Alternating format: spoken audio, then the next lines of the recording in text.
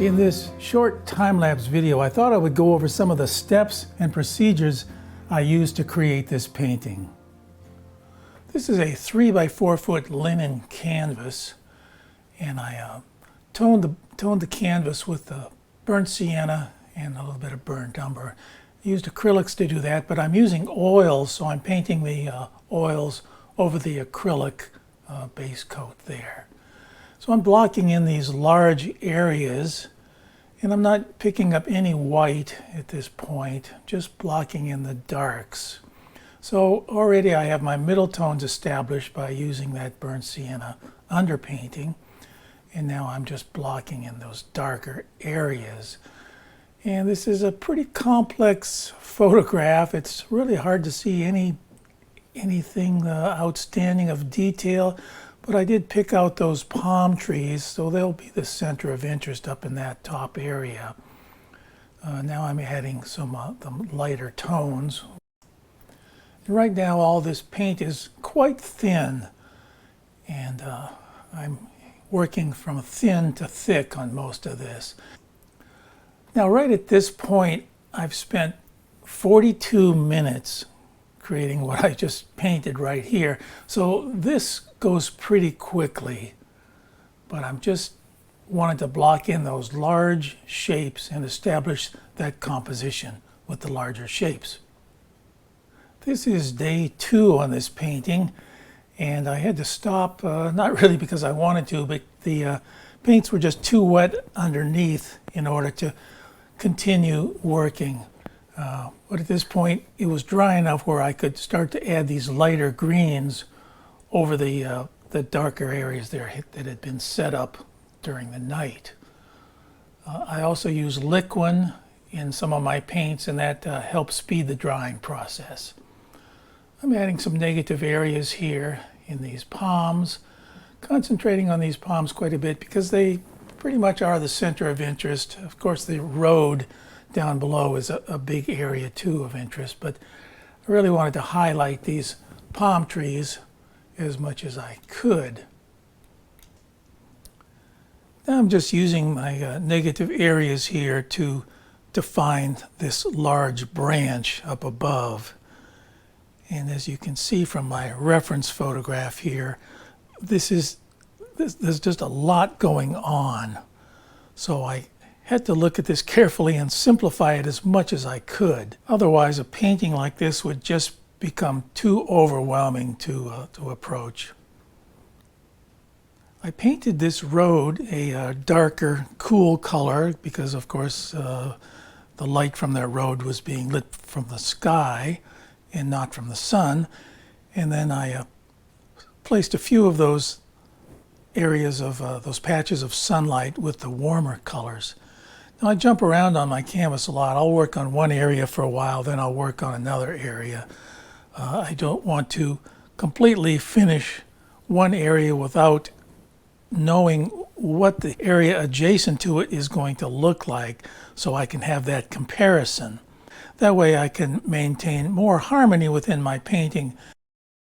Now there is a third palm tree in this photograph, although it's a little hard to see. But I like the idea of having 3 palm trees here rather than 2. An unequal number of objects like that is always more interesting than an equal number, so I'm putting in this third palm tree.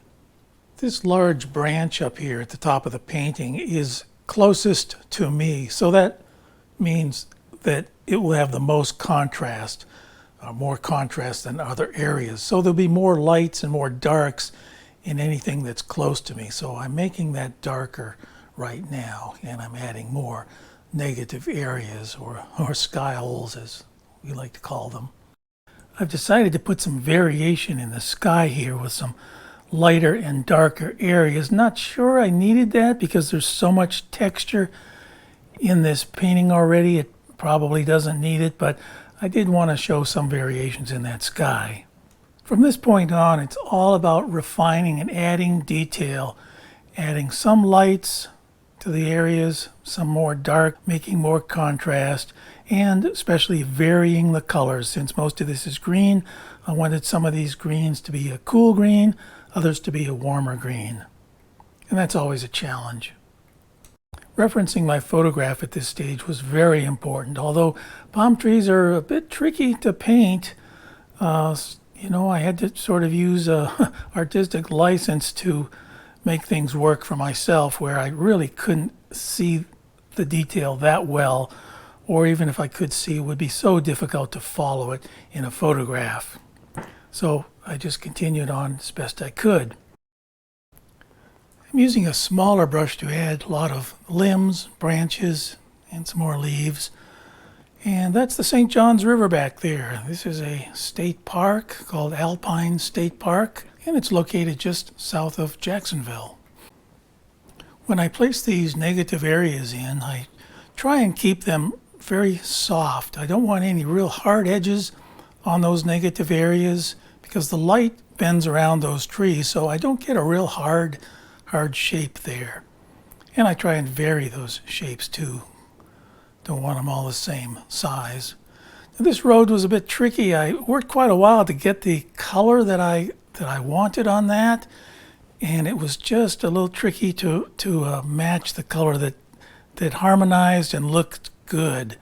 But I finally think I came up with it as best I could. Now, of course, where those light patches are, the grass on the side of the path or the side of the road, they would also be a lighter green. So I've got the warm sunlight on the road, and then the warm grass where that sunlight spills over. There's a lot of Spanish moss in this area, so I'm adding that to this tree branch up here.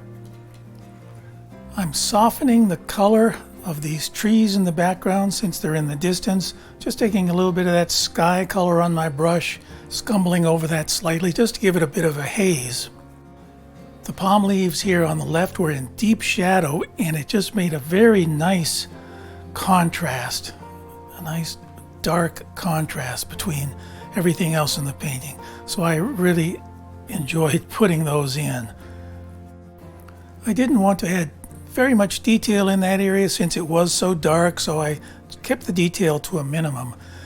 Now here I am back working on that palm, and one thing I noticed about that palm was that both those palms were almost duplicates of each other.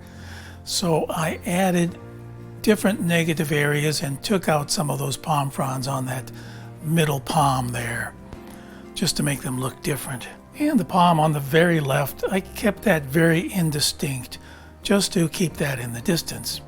To finish the painting, I added some rather indistinct tracks on this sandy path, either caused by some kind of a vehicle or a cart, which added a little more depth and perspective to the painting. Well, I hope you enjoyed this short demonstration, and thanks for watching.